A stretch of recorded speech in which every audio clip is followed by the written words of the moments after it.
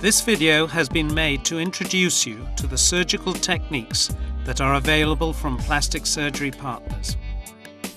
Together with our brochure and our information pack, we are sure that the useful information shown in this video will allow you to make the correct decision.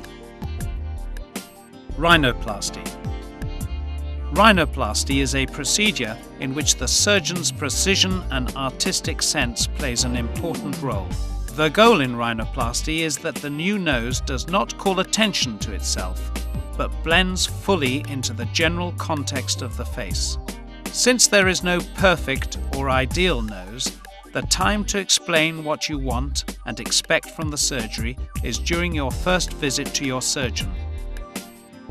The rhinoplasty procedure can be done under general anesthesia or with a local anesthetic and sedation.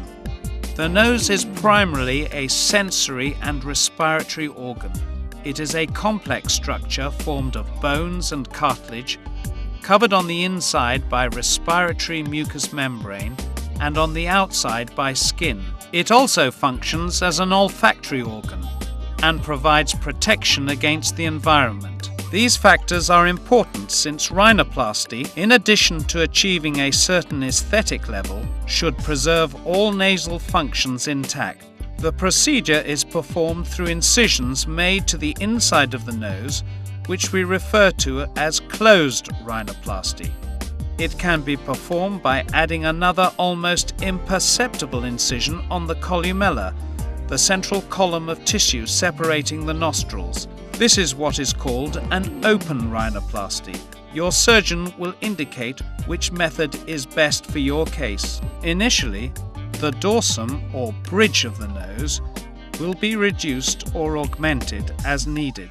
We can use the patient's own tissues to give height or support to the nasal pyramid.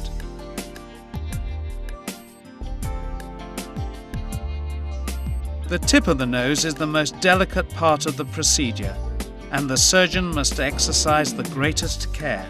We can narrow the nostrils by reducing the size of the alar cartilage, always taking the utmost care to preserve its structure. By suturing, we can modify the cartilaginous structure of the nasal tip.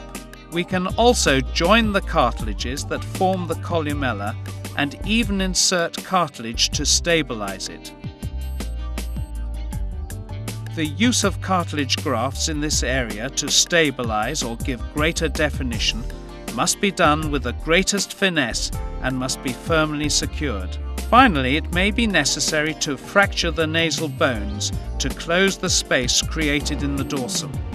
This maneuver is responsible for small hematomas that usually appear.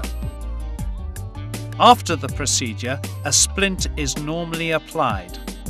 Contrary to its appearance, rhinoplasty is not a painful procedure.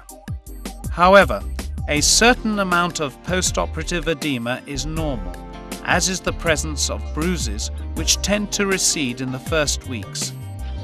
It is important to keep in mind that judgments cannot be passed on the results of a rhinoplasty until several months or even a year have passed.